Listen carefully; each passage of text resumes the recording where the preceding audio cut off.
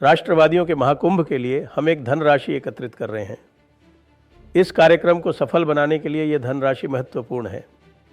आपके सहयोग से 45% क्राउड फंड पूर्ण हो चुका है, लेकिन अभी बहुत रास्ता तय करना है। हर एक रुपया आपका धर्म की शक्ति और हमारी सभ्यता के भविष्य में निवेश है। अगर आप अब तक सोच रहे थे कि कब सहयोग करें, तो समय यही है। आइए 45% से 100% तक का सफ़र साथ मिलकर पूरा करें। आज ही सहयोग करें, धर्म को सशक्त बनाएं।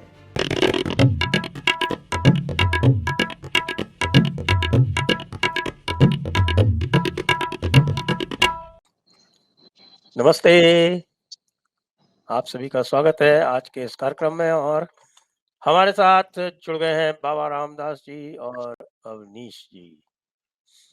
और बाबा जी अभी अभी बिहार की बड़ी जोरदार धुआंधार यात्रा करके लौटे हैं और अभी बनारस पहुंचे हैं। तो अब हम इनसे जानकारी लेंगे कि भाई बिहार में का बा, गाली बा या गोली बा। जी बाबा जी। सर, वो जो पुराना जो नारा चलता था ना, जुमला बिहार में, कि बिहार में बाहर है नीतीश कुमार है, और बिहार से बाहर बैठे हुए हम लोगों ने एक नैरेटिव गढ़ रखा था कि नहीं, भाजपा जो है वो बड़ी पार्टी होने के बावजूद छोटा भाई बन के बैठी है। देखिए, बिहार में कुछ परिस्थितियां ऐसी है कि एनडीए में नीतीश कुमार की सीटें बेशक कुछ कम आती हैं, पर सर मेरा 10 दिन बहुत लंबा टूर रहा और गांव, इंटीरियर शहर तो हमने बहुत कम देखे, हम रहे ही सिर्फ गांव में। शहर तो अपने ज्यादातर बाईपास किए। तो सर मेरा ये, मुझे आश्चर्य हुआ जान के कि निश्चित रूप से बिहार में बाहर है और नीतीश कुमार है। बिहार में नीतीश कुमार के अलावा कुछ है ही नहीं। अच्छा। फैक्ट ये है कि बिहार में बड़ा भाई नीतीश कुमार ही है। सारा वोट बैंक भी उनका है। बिल्कुल, इसमें कहने में मुझे कहीं से दो राय नहीं है। बिहार में जो उस व्यक्ति ने अम्ब्रेला तैयार की है, सर सवर्ण कमोबेश उनके साथ है, भूमिहार वोट पूरा उनके साथ है, पूरा गैर यादव ओबीसी उनके साथ है, पूरा ईबीसी उनके साथ है, पूरा दलित उनके साथ है। दलित में उनके वोट शेयर को अगर कोई आदमी सेंध लगाता है तो वो है लोजपा के चिराग पासवान। तो सर बहुत मजेदार कॉम्बिनेशन है। राजद के पास सिर्फ यादव, उसमें भी बहुत अच्छी सेंध एनडीए ने लगाई हुई है, यादवों में भी, और मुसलमानों में सेंध लगाने के लिए ओवैसी बैठा है। अच्छा। तो सर सबसे बड़ा वोट चंक अगर किसी के पास है तो एनडीए, और एनडीए में नीतीश बाबू। तो निश्चित रूप से नीतीश कुमार की राजनीति है वहां, और वही ही is the king, he is the king maker. सच यही है। अब भाजपा वाले हो सकता है बहुत से लोग मुझसे सहमत नहीं होंगे कि नहीं नहीं ये है वो, उसमें दुनिया भर के आप तर्क दे सकते हैं, पर sir Bihar belongs to Nitish Kumar. जिधर नीतीश बाबू होंगे वही जीतेगा, यही हो रहा है। बिल्कुल। बिहार में भी सर जो बेस है वो नीतीश कुमार का वोट बैंक है। इसके ऊपर टॉपअप है ये जो एनडीए के पास बाकी जो है ना सवर्ण वोट, ये तो टॉपअप है। जो असली आधार तैयार किया है ओबीसी एंड ईबीसी एंड दलितों का, वो नीतीश बाबू का तैयार किया गया। जी अवनीश भाई कुछ कहेंगे इसमें, ऐड करेंगे। जी ऐड करें। आप भी वहीं बगल में ही बैठे हैं गोरखपुर में। बिल्कुल सर, बगल में बैठा हूँ। और बिहार की राजनीति 2017 से पहले यूपी से बहुत ज्यादा अलग नहीं थी, तो इसलिए बहुत कुछ बिहार में न रहने के बावजूद भी समझा जा सकता है। सर नीतीश कुमार की उपलब्धि ज्यादातर लोग ये बात करते हैं कि साहब उन्होंने अपने पहले टर्म में जो विकास कुमार की उन्होंने ख्याति अर्जित की, उसी की बना खेती वो लगातार काट रहे हैं। ठीक है, काट रहे हैं, लेकिन सर नीतीश कुमार की अगर कोई सबसे बड़ी राजनीतिक उपलब्धि है तो 2005 में लालू प्रसाद यादव के 15 साल के जंगल राज का समूल नाश करके और रिप्लेसमेंट दिया बिहार को। ये कोई छोटा अचीवमेंट नहीं है। ऐसा लग रहा था, चाहे वो राष्ट्रीय स्तर पर हो, उस समय की राजनीति आप देख लीजिए, चाहे अंतर्राष्ट्रीय स्तर तक मार्केटिंग लालू प्रसाद को लगभग पर्याय बना दिया गया था बिहार की राजनीति और बिहार की एक छवि या बिहारी की एक छवि का। तो नीतीश कुमार की 2005 की वो उपलब्धि संभवतः बिहार के इतिहास की सबसे बड़ी राजनीतिक उपलब्धि है, जब उन्होंने जंगल राज खत्म किया लालू का 15 साल। उसके बाद उसका परिणाम भी उनको मिला। 2010 में शानदार मेजॉरिटी के साथ वो वापस आए। ये अलग बात है कि 2010 के बाद फिर उनकी दिल्ली वाली महत्वाकांक्षा और उसके बाद फिर वहीं से उनके पलटने का खेल और ये सारा चीज शुरू हुआ। लेकिन अगर राजनीति को बिहार में ही नीतीश कुमार के और वर्तमान अगर परिदृश्य में सीमित करें, नीतीश कुमार बिहार के वो अकेले नेता हैं जो एक खास जाति वर्ग को रिप्रेजेंट जरूर करते हैं, लेकिन कोई भी नीतीश कुमार के ऊपर जातिवादी होने का, जातिवादी नेता का टैग नहीं लगा सकता।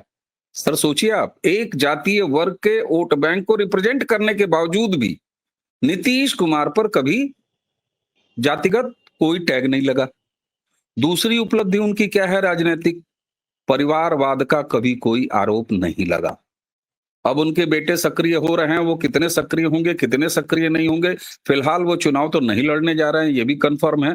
बहुत सारे लोग उनके चुनाव लड़ने की भी बात कर रहे हैं। तो नीतीश कुमार का जंगल राज खत्म करना और उसके बाद विकास की एक नई जो लहर उन्होंने बनाई, बीच में 10 के बाद थोड़ी सी दिक्कत उनके साथ आई, तो ये सारा कॉम्बिनेशन एक ऐसा नीतीश कुमार तैयार करता है या उनकी ऐसी राजनीति तैयार करती है कि वो जहां रहेंगे, जिसके साथ रहेंगे, उसकी सरकार बनेगी। और यही वजह है कि दशकों से वो लगातार सत्ता में चलते आ रहे हैं। बाबा जी की बात को थोड़ा सा आगे बढ़ा देता हूं। बाबा जी ने जो बात कही भारतीय जनता पार्टी के लिए, बिल्कुल सही है। बहुत सारे भाजपा समर्थकों को यह लगता है कि नहीं साहब, हम नंबर 2 के क्यों बने, लेकिन हकीकत है जो बाबा जी ने कहा, नीतीश कुमार शासन सत्ता चलाने के पर्याय हैं बिहार में, और वो जब तक सक्रिय राजनीति में रहेंगे तब तक वो बिहार को लीड करेंगे और भाजपा को नंबर 2 बन के ही रहना चाहिए।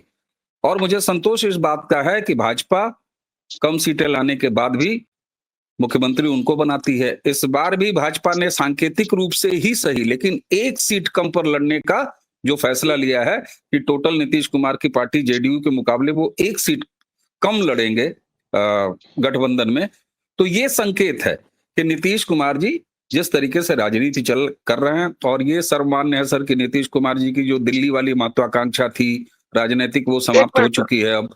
जी, आपको टोक रहा हूं, सॉरी सर, आपको टोक रहा हूं।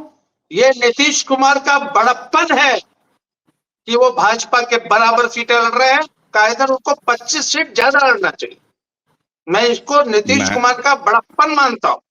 जी सॉरी, प्लीज कंटिन्यू सर। नहीं, बिल्कुल, अगर आप ये बात भी कह रहे हैं तो बिल्कुल ये उसी बात को, जिस बात को मैंने आपकी बात को आगे बढ़ाया, आप उसको और आगे बढ़ाए। जी, पिछली बार तो उनकी 30 सीटें कम थी। सवाल सर 30 सीटें 25 सीटें कम होने का नहीं है। सवाल यह है कि बिहार की जनता को साध कौन सकता है।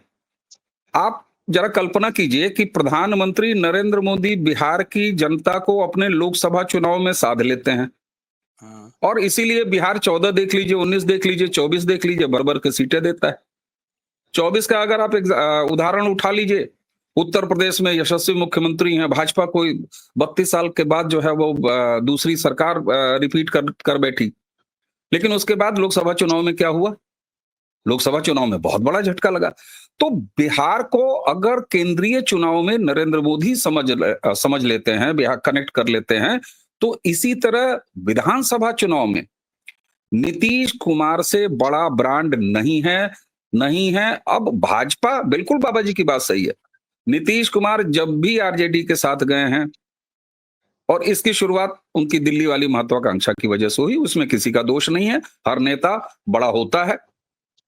लेकिन नीतीश कुमार जी ने, आप देखिए कि अपने इस राजनीतिक जो उनकी उम्र आई है, मैं राजनीतिक उम्र की बात कर रहा हूं, उनकी फिजिकल उम्र भी अब परिपक्व हो रही है और ज्यादा हो रही है। तो इसलिए नीतीश कुमार जी ने अब अपना परमानेंट राजनीतिक ठिकाना बिहार खोज लिया है। बहुत सारी हंसी वाली बातें चलती हैं, अब उस पर कंस्पिरेसी थ्योरी और तमाम थ्योरियों पर क्या कहा जाए।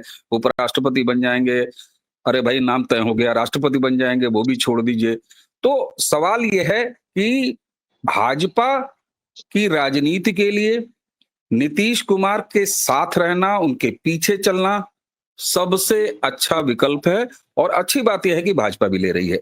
बिहार के संदर्भ में आपने जो गाली वाली बात शुरुआत में बाबा जी से कही, मैं उस पर कुछ और बातें करूंगा, और किस तरीके से क्रिश्चियनिटी को ओन कर रही है और एक नया वोट बैंक राहुल तैयार करने का प्रयास कर रहे हैं, जिसमें क्रिश्चियन और मजहबी वोट बैंक, ये एक नया कॉम्बिनेशन है जो पहले अंडरग्राउंड होता था, लेकिन इस बार उसको कांग्रेस और तेजस्वी दोनों मिलकर ओन कर रहे हैं। कैसे कर रहे हैं आगे मैं बताऊंगा सर।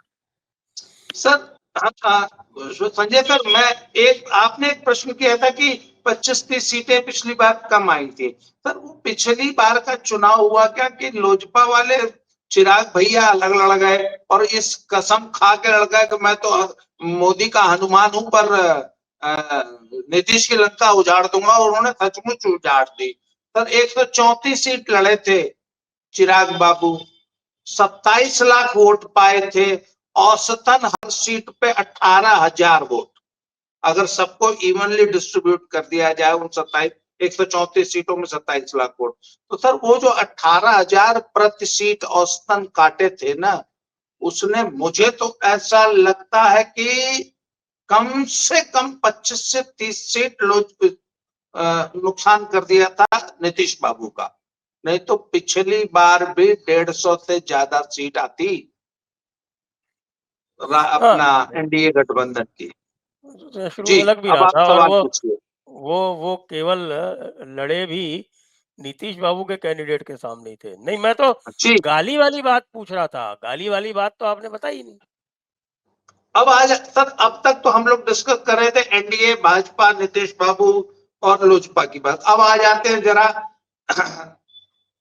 तेजस्वी और राहुल जी की वोट अधिकार रैली और वो पूरा, और कल तो उसमें अखिलेश जी ने भी तड़का लगा दिया है कि पीडीए का पूरा समर्थन है। सर सच ये है कि पीडीए के कांग्रेस ओनर का है क्या? जी, पीडीए के ओनर है क्या वो? हाँ जो भी है, तो सर सच ये है कि कांग्रेस का तो कोई जनाधार बिहार में बचा नहीं है। हम लोग सर 2 दिन रहे गया, सासाराम, भभुआ, कैमूर और ये रोहतास जिले में। तो सासाराम वाली जो बेल्ट है, ये पुराने समय से बहुत जगजीवन राम का गढ़ रही है। तो उनकी बेटी मीरा कुमार जी जो है, वो भी कई साल सासाराम से जीतती रही कई बार, और वहां की 2 सीटों पे जो स्थानीय कांग्रेस नेता, उनमें कुछ ब्राह्मण नेता है, उनका बहुत अच्छा प्रभाव रहा है। और सर इतने सालों बाद भी मैंने सासाराम के इलाके में पब्लिक का कनेक्ट देखा बहुत जगजीवन राम से, और उसमें सवर्णों का, दलितों का नहीं, सवर्णों का कनेक्ट। और वो इस बात के लिए उनके शुक्रगुजार आज तक हैं कि वहां पे एक बहुत बड़ी नहर परियोजना निकाली थी बाबू जगजीवन राम, और उसने उस पूरे एरिया का कायाकल्प कर दिया। तो बहुत सारे ऐसे कारण है, और मीरा कुमार जी का भी वहां की जनता से बड़ा अच्छा कनेक्ट है। तो वहां पे 2-3 विधानसभा सीटों पे सासाराम में कांग्रेस जीत जाती है, क्योंकि वैसे तो सासाराम पूरी कॉन्स्टिट्यूंसी ही जीतती रही है लोकसभा। इसके अलावा सर बिहार में राहुल जी का कुछ नहीं। राहुल जी तेजस्वी को ब्लैकमेल करके जो गठबंधन में थोड़ी बहुत सीटें सीट शेयरिंग में मिल जाए उनको। अब ये देखना है इस बार कितनी मिलती हैं, कितनी देते हैं। पिछली बार जहां तक मुझे याद आता है शायद 70-72 सीटें दी थी। अच्छा, उसमें भी एक बड़ा मजेदार फैक्ट है कि जिन सीटों पे कांग्रेस लड़ती है उन सीटों पे लालू का बहुत सा वोट एनडीए को शिफ्ट हो जाता है, बहुत सा यादव वोट। अच्छा, ये भी एक बहुत मजेदार तथ्य है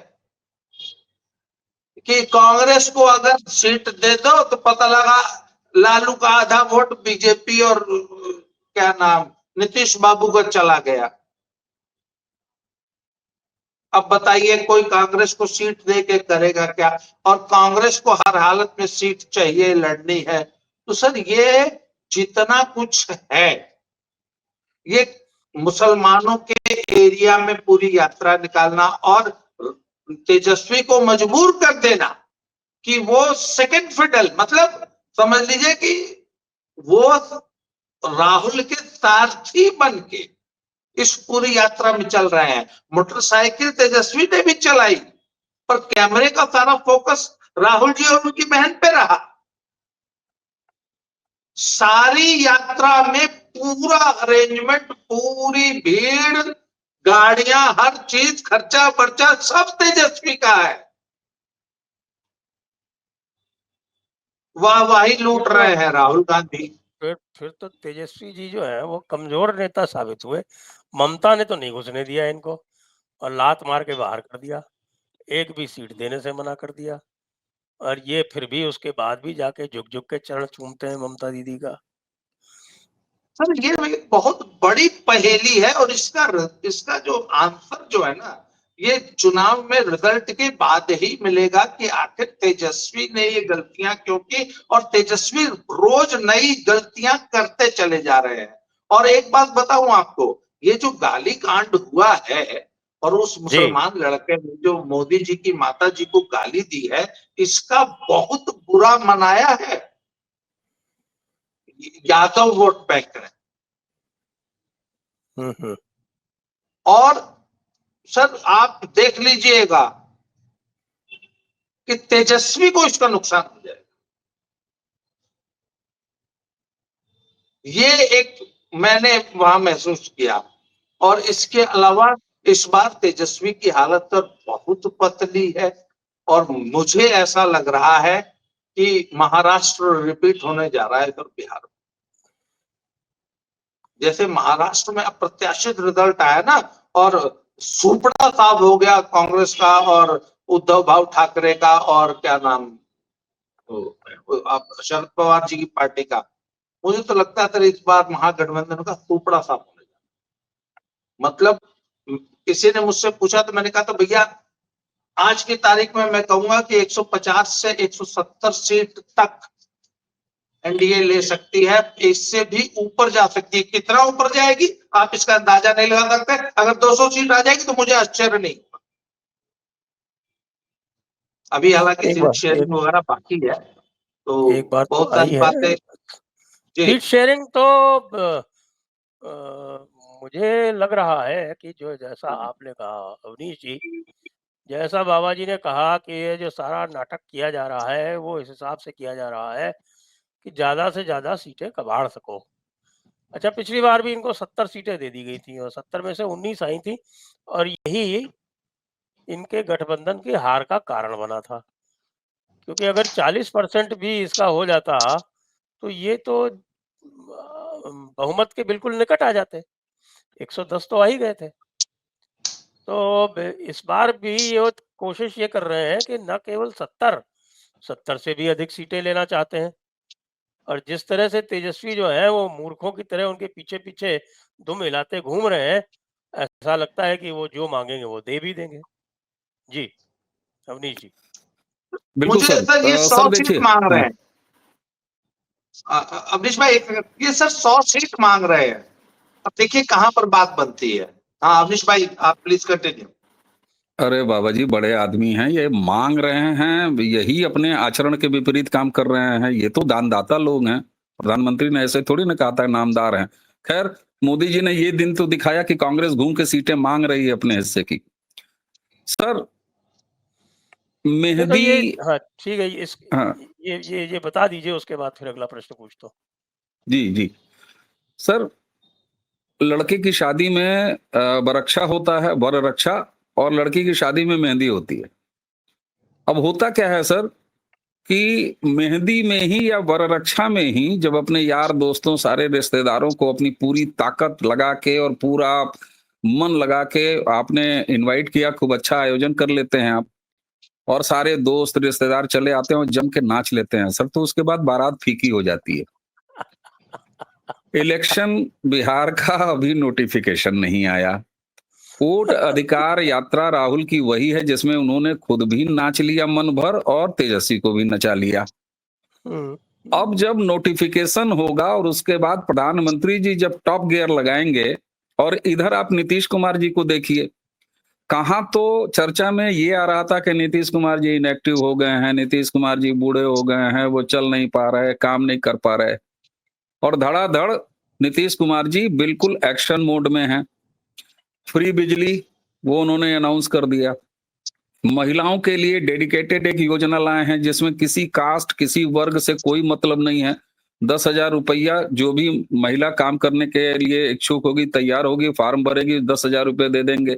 6 महीने बाद उसका फिर से परीक्षण करेंगे कि उसने काम किया कि नहीं किया। रिजल्ट अगर अच्छा है तो 2 लाख रुपए उसको काम करने के लिए दिया जाएगा।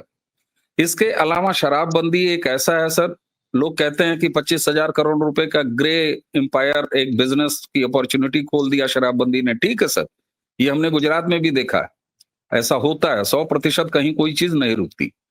लेकिन ये बात भी सही है कि शराबबंदी का एक ऐसा निर्णय है जिसने महिलाओं को भावना के स्तर पर नीतीश कुमार के पाले में लाके इस मजबूती से खड़ा किया है कि जिसकी आप कल्पना नहीं कर सकते।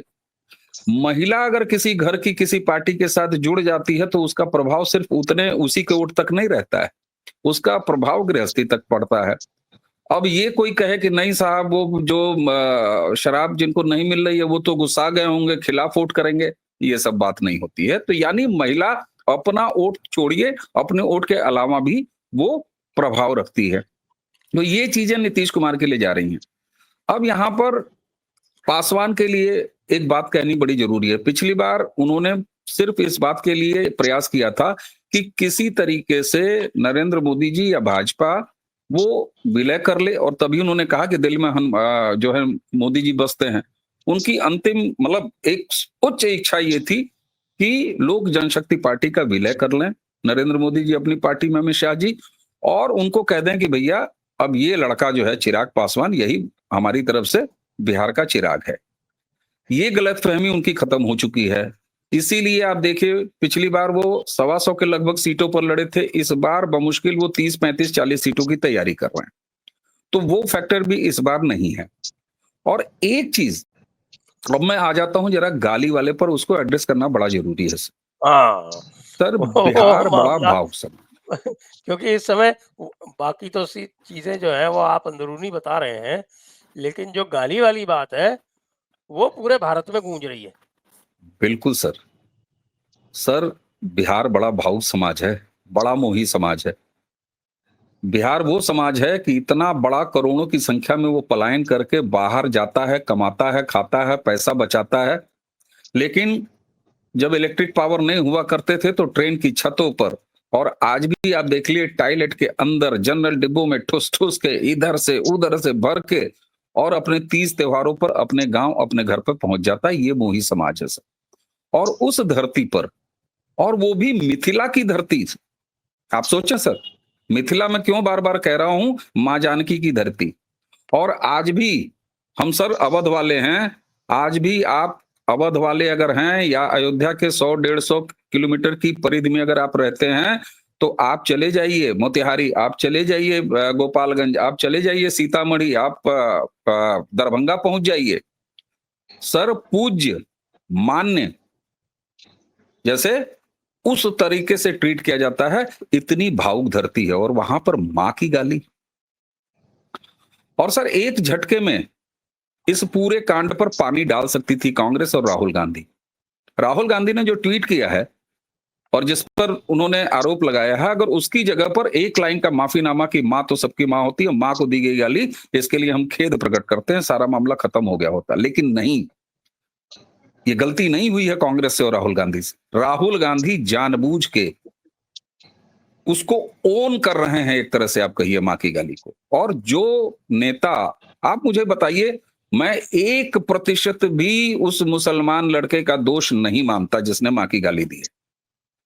जिसका सर्वोच्च नेता राहुल गांधी नरेंद्र मोदी को तुम तड़ाम डंडे से मारने की बात करता हो, तो आप ये बताइए कि कोई अदना सा कार्यकर्ता या अदना सा कांग्रेसी फिर माँ की गाली तक क्यों नहीं पहुंचेगा सर?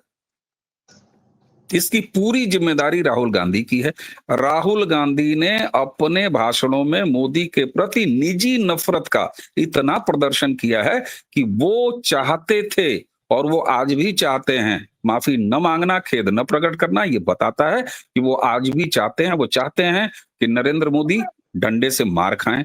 वो चाहते हैं कि प्रधानमंत्री के निवास पर जनता बांग्लादेश की तरह घुस जाए। वो चाहते हैं कि मैंने केरोसिन छिड़क दिया है, कोई आके माचिस उसमें फेंक दे। नरेंद्र मोदी से हारते हारते अब वो इतनी नफरत, नरेंद्र मोदी से निजी रंजिश आप कह सकते हैं। और मैं बिहार की बात कर रहा हूं, आपको सर मिथिला की बात एक और बताऊं।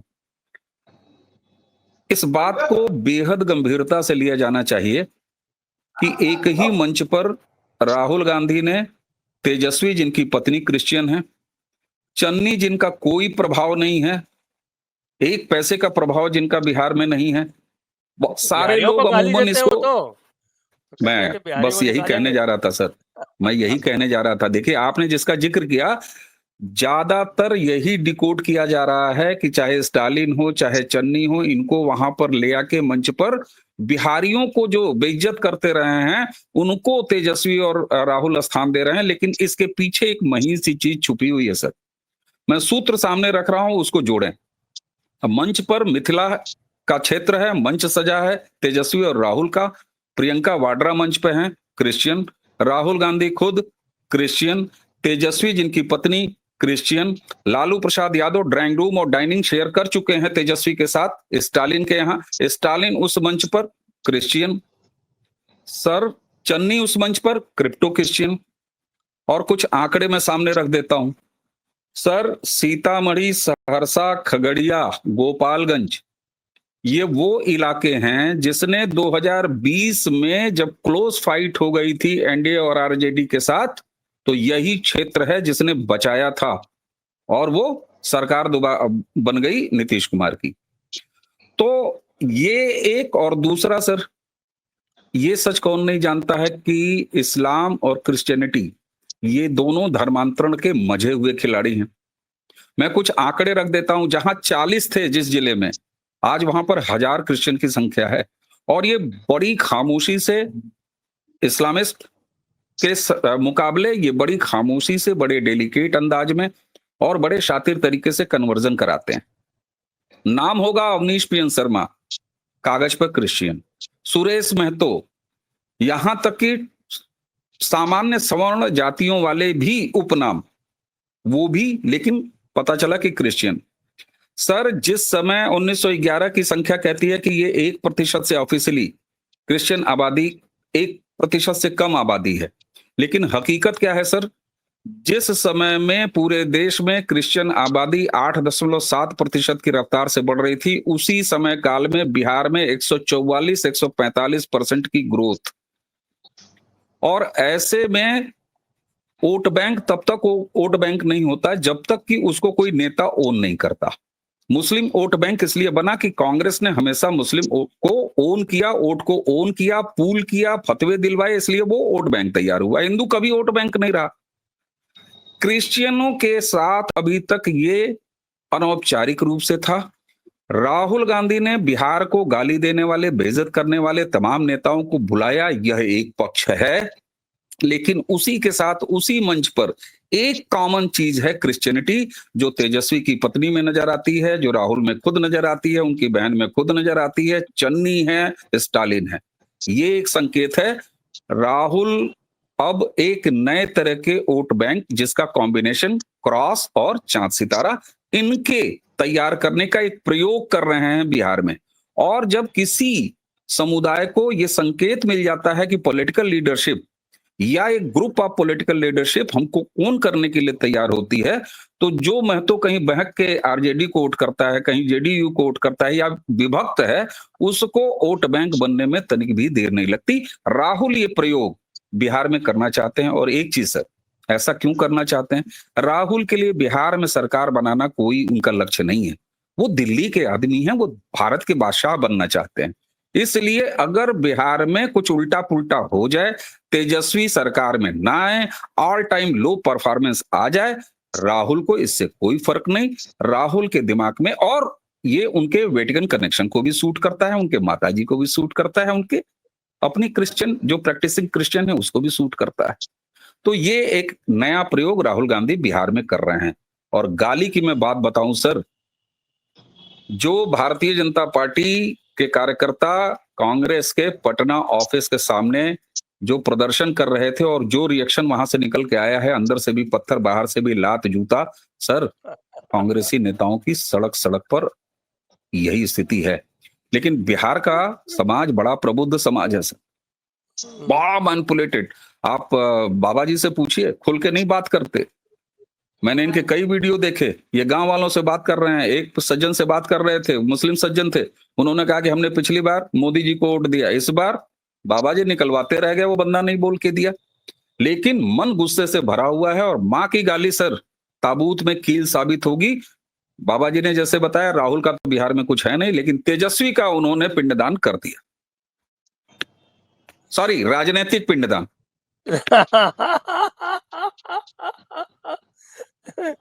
ये तो ये है मुझे तो ये पूरा, क्योंकि राहुल गांधी को लोग कहते हैं पप्पू, लेकिन इतना तो उनको भी पता होगा कि इसका असर क्या होने वाला है। और तेजस्वी को भी ये पता होगा कि भाई इससे जो है वो मेरी कटिया खड़ी हो सकती है। लेकिन उसके बाद भी वो बिल्कुल एक तरह से देखें कि लगे हुए हैं वोट अधिकार यात्रा में। अब सर इससे एक चीज कंफर्म, मैं खाली एक चीज तो कंफर्म हो गई है कि तेजस्वी पूरी तरीके से आरजेडी की राजनीति पर कब्जा कर चुके हैं और लालू प्रसाद यादव की कोई चीज चल नहीं रही। वरना इस जैसी सस्ती हरकतें याद कीजिए, अखिलेश और मुलायम ने क्या कहा था कांग्रेस के साथ गठबंधन करने पर अखिलेश यादव को, कि तुम हमारी पूरी मेहनत जाया कर रहे हो। आज लालू की वही स्थिति है, बस वो इतने मजबूर हैं या मजबूर कर दिए गए हैं या उनका प्रारब्ध है कि अब वो कुछ कर नहीं पा रहे हैं। एक बात और भी दिखने में आ रही है कि साहब की जो एसआईआर का जितना भी इन लोगों ने तमाशा बनाया, सुप्रीम कोर्ट में गए इतनी बार, वहां से भी मुंह की खा के आए। और अब स्थिति ये है कि कल मैं देख रहा था आंकड़े कि जो 2 लाख आवेदन हुए हैं, उनमें से 60% ऐसे हैं, जो 2 लाख इंडिविजुअल्स ने आवेदन किए हैं, 60% तो डिलीशन के लिए हैं। और जो 200 के आसपास जो आवेदन किए हैं, वो अकेले सीपीआई एमएल ने किए हैं, कांग्रेस ने एक भी नहीं किया है। और उनमें से भी 120 जो हैं वो डिलीशन के लिए हैं। उसके अलावा 3 लाख लोगों को नोटिस दे दिया गया है कि तो अपनी नागरिकता प्रूव करो, तुम्हारे कागजों में डिस्क्रिपेंसी है। तो ये पूरा का पूरा जो वोट अधिकार यात्रा है, ये कह कुछ और रहे हैं मंच पे, और इनकी पार्टियां जो नीचे जो काम कर रही हैं, वो उसके बिल्कुल ठीक उल्टा कर रही हैं। जी बाबा जी। सर वो हम लोगों ने जब भी हम किसी से बात करते थे ना बिहार में, तो सबसे पहले एक ही सवाल पूछते थे कि वोटर लिस्ट में नाम आ गया है? बोले हाँ सर आ गया है। हमको आज तक एक भी, फिर हमने पूछा कि आपके गांव में किसी का नाम जानबूझ के काटा गया है? सर एक ने भी नहीं कहा कि वोटर लिस्ट कोई मुद्दा भी है, और किसी ने कोई शिकायत की ही नहीं। कल कांग्रेसियों का एक और झूठ पकड़ा गया, उन्होंने एक गांव में 967 वोट जो है एक ही मकान नंबर पे दे दी गए। ये इस झूठ को आज भी लेके चल रहे हैं, जबकि गांव का बच्चा जानता है। और चुनाव आयोग ने कई बार इसकी सफाई दे दी है कि भैया वो नोशनल हाउस नंबर होता है, एक्चुअल हाउस नंबर नहीं होता।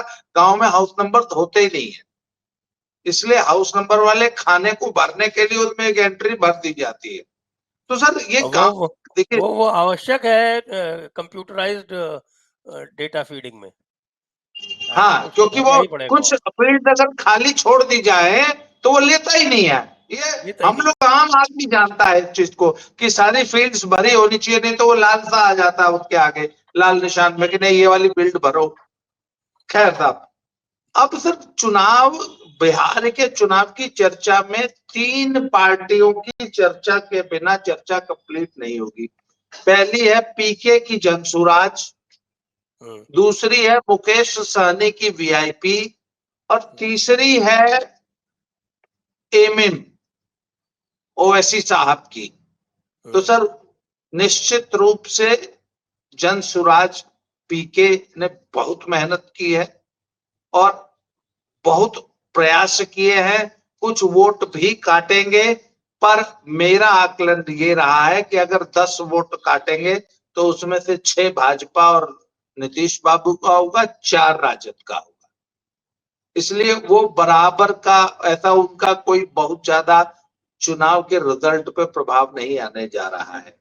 सहनी साहब का वोट बैंक सहनी साहब के साथ ट्रांसफर इसलिए नहीं हो रहा है क्योंकि सहनी का वोट बैंक एक बात जानता है कि सरकार नीतीश और भाजपा की ही बनने जा रही है। इसमें बिहार में किसी को कोई शंका नहीं है। इवन जो राजद का भी जो वोटर है ना सर, उसको भी ये शंका नहीं है। क्या था, नहीं देखिए सरकार तो चलिए भाजपा और नीतीश की ही बनेगी। मैंने कहा तेजस्वी के सीएम बनने का कोई चांस है? तो सर यादवों ने कहा नहीं, कोई चांस नहीं। इतना सरेंडर करके वोट बैंक बैठा है, वोटर बैठा है। अच्छा, मुसलमान सर बहुत स्मार्टली इस बार चुनाव में वोट डालने जा रहा है और सीमांचल में इस बार भी पूरा वोट ओवैसी को मिलने जा रहा है, मुस्लिम वोट।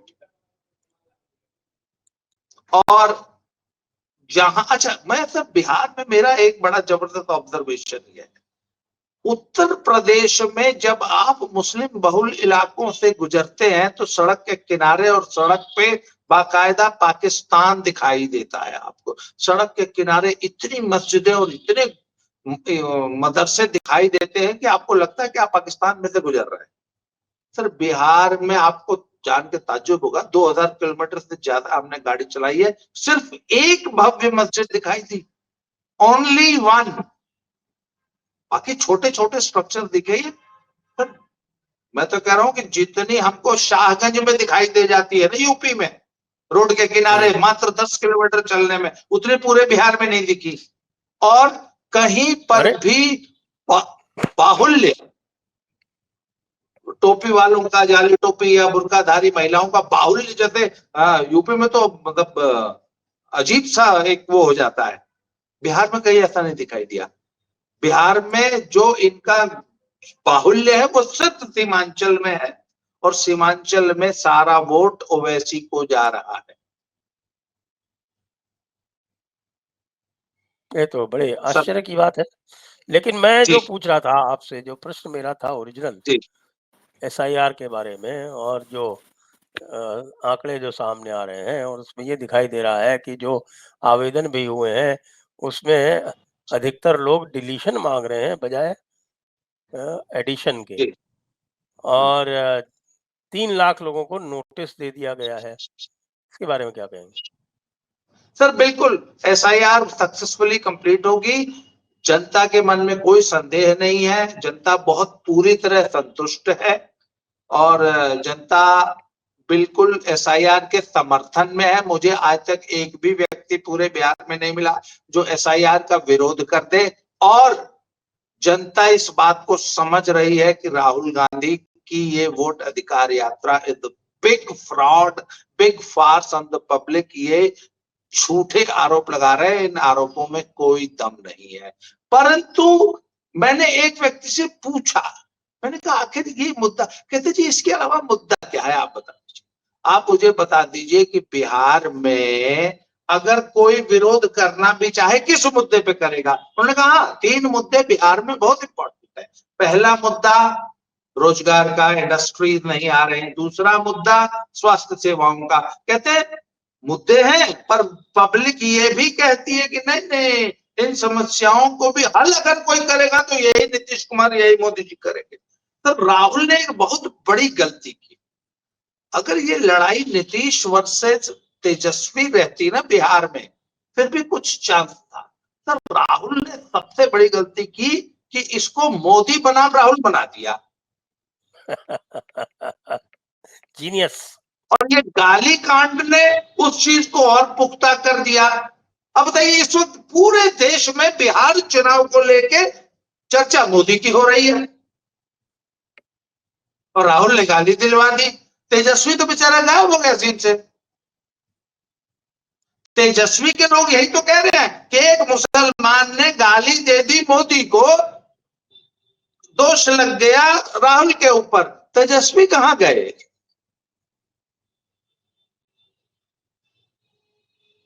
तो सर ये बहुत बड़ी टैक्टिकल मिस्टेक है तेजस्वी की, और ये बहुत श्रूड पॉलिटिक्स है राहुल गांधी की कि उन्होंने बिहार के चुनाव को मोदी वर्सेस राहुल बना दिया, जबकि it should have been Nitish versus Tejashwi ji. तो अवनीश जी, ये पूरा कार्यक्रम जो है, ये जो चल रहा है बिहार में, ये वोटरों के लिए चल रहा है या कि डीप स्टेट के लिए चल रहा है? सर, जब मैंने आपको वो क्रिश्चियन और मुस्लिम वोट बैंक वाला एक नया प्रयोग बताया, तो इसमें उनका भी तो इंटरेस्ट है। और दूसरा, राहुल इस तरह के भड़काऊ चीजें कह के, तुम तड़ाम कह के बार बार ये कोशिश कर रहे हैं कि सड़क पर अराजकता फैले। बिहारी समाज, बिहारी जनता इसको समझ गई है बहुत अच्छे से। वो कितना भी कांड कर लें, किराए की भीड़ उत्तर प्रदेश, बाबा जी आपके यहाँ गाजीपुर से महिलाएं गई, अलका लांबा का वो वीडियो खूब वायरल है जिसमें वो साड़ियां बांट रही हैं, झंडे दे रही हैं, कह रही हैं अभी आएंगे जब राहुल जी तो किनारे खड़े हो जाना। सर बिहार के मेरे संपर्क बताते हैं, इनकी पूरी यात्रा के दौरान लोकल बिहारी जो शहर से गुजर रहे हैं वो भी इनकी तरफ पलट के ताकना नहीं चाह रहा, न ताक रहा है। इसलिए तुम तड़ाम वाली बात राहुल इसीलिए कर रहे हैं, वो फ्रस्ट्रेशन का है। और डीप स्टेट तो सर बिल्कुल, ये बताइए आप, बांग्लादेश में जिस तरीके से अनरेस्ट करके और सत्ता बदली गई, रेजिम चेंज किया गया, और राहुल तुरंत यहां जैसे तैयार बैठे हों, तो ये स्क्रिप्ट तो बांग्लादेश में भी जहां से लिखी गई थी, राहुल के पास भी वही चिट आई है। ये अलग बात है कि यहाँ क्वेश्चन पेपर बदला हुआ है, अब राहुल चिट लेके करें क्या? तो राहुल बार बार ये कोशिश कर रहे हैं सर, और ये स्टैब्लिश हो चुका है कि राहुल ये भी मान चुके हैं कि नरेंद्र मोदी को वो चुनाव में नहीं हरा सकते। अब ये जो बात कही है बाबा जी ने कि अभी तक इसको इस तरीके से हम लोग लेते थे कि भाजपा, मतलब मजाक में लोग कहते थे कि भाजपा के स्टार प्रचारक राहुल जी, और वो बिहार पहुंच के सारा मामला नीतीश जी को उनकी जो एज वाला फैक्टर था और उनके वर्सेस तेजस्वी, वाकई 2.5-3 महीने पहले तेजस्वी की एक ठीक ठाक चीज थी। उनके पिता के जंगल राज के सामने नीतीश के जंगल राज तक के शब्द आने लग गए थे और इस पर बात होने लग गई थी, लेकिन वो सारी चीजें खत्म हो गई। लेकिन सर स्टार प्रचारक ही नहीं है राहुल गांधी, इसके पीछे जो तेजस्वी का नुकसान करने का है कारण यह है सर कि राहुल गांधी को बिहार की अकेले राजनीति नहीं करनी है, वो पैन इंडिया प्रयास कर रहे हैं मुसलमानों को परंपरागत रूप से अपने पास वापस लाने की। और ये तेजस्वी मजबूत रहेंगे तो होगा नहीं बिहार में, अखिलेश मजबूत रहेंगे उत्तर प्रदेश में तो होगा नहीं। ममता इसको अच्छी तरह से जानती हैं, इसलिए कहती हैं इधर आओगे तो फिर बताएंगे तुमको। तो ये साफ तौर पर दिखाई देता है कि ये मुस्लिम वोट बैंक को वापस, क्योंकि ये तो बड़े आदमी हैं, ये तो 29 की तैयारी करेंगे, ये तो रोज रात में शपथ लेते हैं और लाल किले भाषण देते हैं, सुबह उठते हैं तो मम्मी मम्मी चिल्लाते हैं, फिर उठ पटांग बकते हैं। तो बिल्कुल सर, इसमें भारत के अंदर का आधा मोर्चा और अब उसके साथ एक Rahul Gandhi proudly Christian alliance को भी अब सरफेस पे ला रहे हैं। डीप स्टेट बिल्कुल इन्वॉल्व है। भारत के अंदर की भारत विरोधी शक्तियां, भारत के बाहर की भारत विरोधी शक्तियां, इन सबका समुच्चय है और सबका स्टेक लगा हुआ है राहुल गांधी पे। अब एक और थोड़ा-सा विषयांतर करते हैं और विषय ले चलते हैं, कभी जो सर्वे आया सी वोटर का, जिसको मूड ऑफ द नेशन सर्वे कहते हैं। और उस मूड ऑफ द नेशन सर्वे में दिखाया गया, और मैं देखता हूँ कि साहब कि उसको आप 2 तरह से देख सकते हैं, कि दिखाया कि मोदी जी के पास अभी भी 58% सपोर्ट है और राहुल के पास 25% है। लेकिन बार-बार उसमें ये दोहराया गया कि ऑपरेशन सिंदूर के पहले ये और अधिक थी। और यही बात कमोबेश आप देखिए कि कही गई योगी सरकार के बारे में। और यद्यपि योगी जी की पॉपुलैरिटी 1% बढ़ी है, लेकिन उत्तर प्रदेश सरकार की जो पॉपुलैरिटी है वो कम हुई है ऑपरेशन सिंदूर के बाद भी। तो आप इनके निष्कर्षों से कहाँ तक सहमत हैं बाबा जी? तो मैं तो कभी भी किसी भी सर्वे को महत्व नहीं देता हूं, क्योंकि मुझे मालूम है कि ये 100% फर्जी होते हैं। पहले कंक्लूजन्स ड्रॉ कर लिए जाते हैं, उसके हिसाब से फिर डाटा फच किया जाता है और ये ग्राउंड पे जाते ही नहीं। अभी भी सर ज्यादातर सर्वे आपको बिहार में कांटे की लड़ाई बताएंगे। मेरे एक मित्र हैं जो इन्हीं सर्वे कंपनी के लिए काम करते हैं और पिछले लगभग लगातार 2 महीने से बिहार में ही है। वो मुझे बताते हैं कि भैया हमको तो स्पष्ट इंस्ट्रक्शन होता है कि आपको कांटे की लड़ाई ही दिखानी है। जबकि जमीन पे सर मैंने कहा महाराष्ट्र वाला माहौल है। अगर 200 सीट भी ले जाएगी तो मुझे आश्चर्य नहीं होगा। इसलिए सर मैं तो ऐसे किसी MOTN जैसे किसी सर्वे को कोई महत्व नहीं देता हूं, क्योंकि मेरा जमीन पे बैठ के आकलन करने का तरीका ही अलग है। मेरे सवाल अलग होते हैं, मेरा आकलन अलग होता है। मैं तो हरियाणा में भी, मैं जब सारी दुनिया कह रही थी कि कांग्रेस की सरकार बनेगी, मैंने कहा ना बीजेपी की बनेगी। और आखिरी एक दिन पहले तक भी कांग्रेस आ गई थी, मैंने कहा था अंतिम दिन बीजेपी हो जाएगी आगे। वही हुआ। हाँ, तो थोड़ी बहुत आगे नहीं हुई, स्वीप हो गया वहां तो। जबकि ये लोग कांग्रेस को 65 सीट दे रहे थे, वो 37 पे आ गई। कहां 65, कहां 33। तो सर ये MOTN टोटली फर्जी सर्वे है। फैक्ट ये है कि Modi is extremely popular in the country, Yogi is extremely popular in the country. और ये जितने भी सर्वे दिए जा रहे हैं सर ये फर्जी हैं। ऑपरेशन सिंदूर, इवन टैरिफ के मामले पर भी, जबकि ट्रंप ने 50% टैरिफ लगा दिया और आज मोदी जी जो है चाइना पहुंचे हुए हैं, इस मुद्दे पर भी भारत की पूरी जनता मोदी के साथ है। आज मैं बनारस में सुबह से यही काम कर रहा हूं कि चाय के अड़ियों पर बैठ के ना चुपचाप लोगों की बातें सुन रहा हूं। तो सर पूरा भारत मोदी के साथ है। मोदी की विदेश नीति, मोदी की आर्थिक नीतियों के साथ है। Operation Sindoor is a great success, it's a huge hit in the country. और ये जितने भी है सब फर्जी बना। MOTN के नाम पे देश को बेवकूफ बनाया जा रहा है और पैसे लेके कांग्रेस के पक्ष में हवा बनाई जा रही है और मोदी को कमतर दिखाया जा रहा है। फैक्ट ये है कि Modi is extremely popular in the country.